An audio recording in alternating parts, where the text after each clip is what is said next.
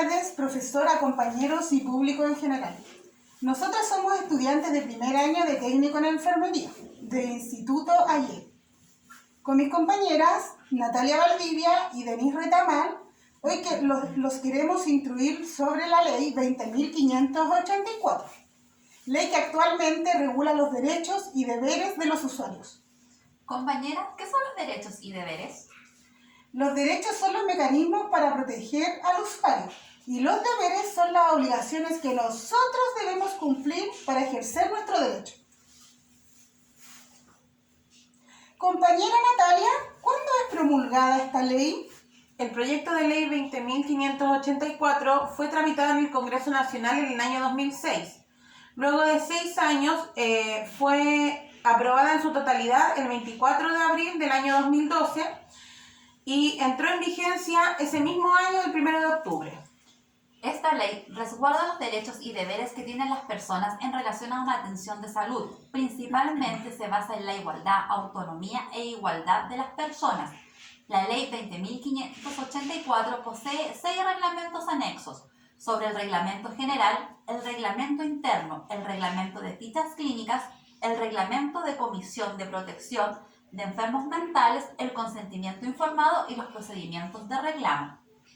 Como ya expliqué anteriormente, esta ley regula los derechos y deberes de los usuarios.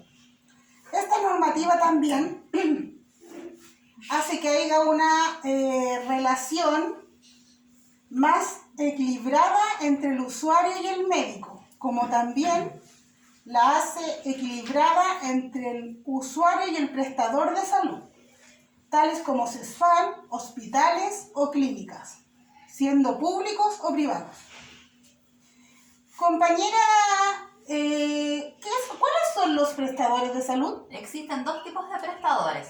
Los prestadores institucionales, que son aquellos que organizan los medios personales, materiales e inmateriales destinados a otorgar una prestación de salud. Y están los prestadores individuales, que son personas naturales que de manera tanto dependiente como independiente de un prestador institucional o por medio de un convenio con este otorgan prestaciones de salud. Ahora les pasaremos a explicar cuáles son nuestros principales derechos al momento de solicitar una atención de salud. Está el derecho número 1, que es el derecho a recibir información oportuna y comprensiva sobre el estado de salud. Dentro de este derecho se debe informar la enfermedad, los resultados de los exámenes y los tratamientos que se deben realizar para acceder a la atención médica, además de las alternativas para tratar dicha patología y los riesgos que pueden incurrir en ella. También tenemos derecho a recibir un trato digno, respetando nuestra privacidad.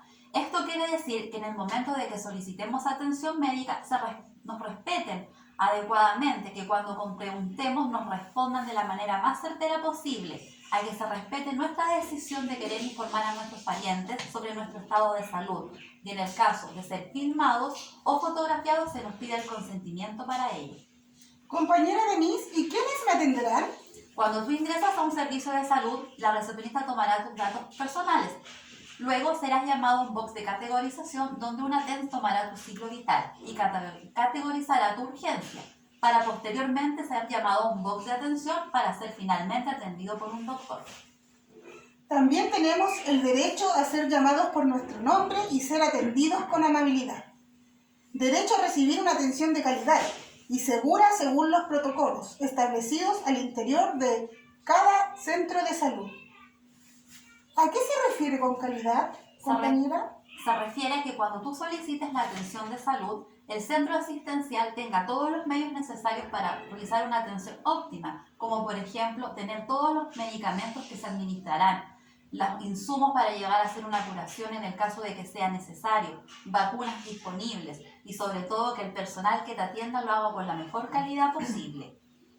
También tenemos el derecho a ser informados sobre los costos de la atención médica. Esto debe incluir los costos de los insumos, los medicamentos, los honorarios médicos, los exámenes, los derechos de pabellón y el uso de las camas. Y todo esto debe ser informado mucho antes del pago.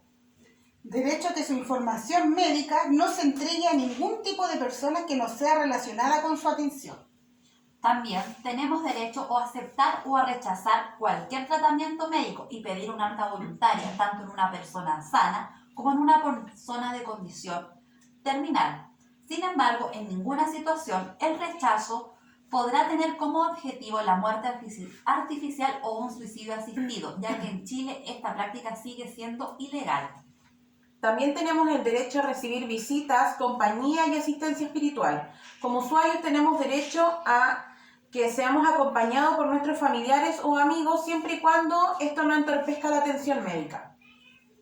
También existe el derecho a consultar o reclamar ante una vulneración de nuestros derechos. También tenemos derecho a ser incluidos en estudios de investigación científica, solo si el paciente lo autoriza, estando informado de los riesgos que ello conlleva. También existe el derecho a que se cuente con señales éticas y facilitadores de lenguas originarias en cualquier tipo de establecimiento, sobre todo en los que presentan una mayor población indígena. Se debe contar con estos que hablen su lengua y una señalización en idioma español y del pueblo originario correspondiente. También tenemos derecho a que el personal de salud porte identificación. El usuario debe verificar al momento de ingresar y de salir del centro médico que el equipo de atención médica tenga su identificación personal y además contenga la función en la que se desempeña. También tenemos derecho a inscribir el nacimiento de nuestros hijos en nuestro lugar de residencia, no solo en el lugar donde se llevó a cabo el parto. También tenemos el derecho que el médico entregue un informe de la atención recibida durante nuestra hospitalización, el cual debe contener todos los procesos aplicados, tales como los días que estuviste hospitalizado, incluye el diagnóstico, quién te atendió, los exámenes realizados, los medicamentos suministrados y también el tiempo que permaneciste internado en el hospital o clínica. ¿Quedaron claros los derechos que tenemos como usuarios? Sí, compañera. Sí, compañera. Bueno, así como también tenemos derechos, también tenemos deberes, los cuales son pocos pero se deben entender de manera clara. Nuestros deberes como usuarios de los sistemas de salud, por ejemplo, tenemos el deber de tratar respetuosamente al personal de salud que nos atienda. Además, tenemos el deber de entregar una información veraz acerca de nuestra enfermedad, sobre nuestra identidad y nuestra dirección. Debemos cumplir y conocer el reglamento interno de cada hospital, clínica o centro de salud. También tenemos el derecho y debemos cuidar las instalaciones y equipamiento de los recintos, por ejemplo, no rompiendo y no rayando. Tenemos el deber también de informarnos acerca de los horarios de atención médica y de las formas de pago. Y además debemos informarnos también de los procedimientos que se deben seguir para realizar un reclamo. Ahora les explicaremos de manera breve cuáles son los procedimientos que una persona debe seguir en el caso de que sienta sus derechos vulnerados, ya que muchas personas desconocen los tiempos y la manera de recibir una respuesta. Lo primero que se debe hacer al momento de realizar un reclamo es dirigirse directamente al lugar donde se fue atendido, ya sea hospital, clínica, centro médico, pidiendo el libro de reclamos, el cual debe estar a su disposición y de manera visible. ¿Cuánto se demoran en realizar un reclamo? La institución tiene un plazo de 15 días hábiles para responder al afectado. Si el afectado estima que su respuesta no fue satisfactoria o no la recibió, tiene 5 días hábiles para reclamar a la Superintendencia de Salud, adjuntando la respuesta que entregó el prestador o el número de reclamo en el caso de no haber recibido ninguna respuesta. Las personas también tendrán el derecho a requerir un procedimiento de mediación. Si se trata de un prestador público, la mediación se realizará ante el Consejo de Defensa del Estado. Y si el prestador es privado, la mediación se realizará ante la Superintendencia de Salud.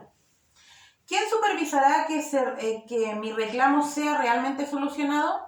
Si optas por reclamar, el reclamo debe ingresar a la Superintendencia de la Salud y se inicia una investigación para evaluar si hubo o no la irregularidad. En el caso de detectar algún incumplimiento, ya sea por el reclamo del afectado o por fiscalización, se instruye la solución al problema o se sugieren medidas correctivas. ¿Tienen plazo para solucionar las irregularidades por las cuales se ingresó el reclamo, compañera Denise? Los servicios de salud tienen un plazo de 2 meses aproximadamente para solucionar el reclamo. Tiempo durante el cual el centro de salud deberá informar a la Superintendencia de Salud si esto fue solucionado o no. Luego de este plazo, la Superintendencia está instruida a realizar una fiscalización para ver si la falta mejoró o persiste. Compañera, ¿qué pasa si las irregularidades no fueron resueltas? En el caso de que la irregularidad se mantenga al momento de la fiscalización, se ordenará al prestador dejar constancia del incumplimiento en un lugar visible para el público. En forma paralela, se va a iniciar un procedimiento sancionatorio en contra del establecimiento el cual no logró corregir esa irregularidad. Finalmente, esperamos que le haya quedado claro cuáles son nuestros derechos y deberes y todo lo que implica la Ley 20.584. Conocerlos hará mucho más fácil la atención de salud tanto al usuario como al personal. Buenas tardes y muchas gracias.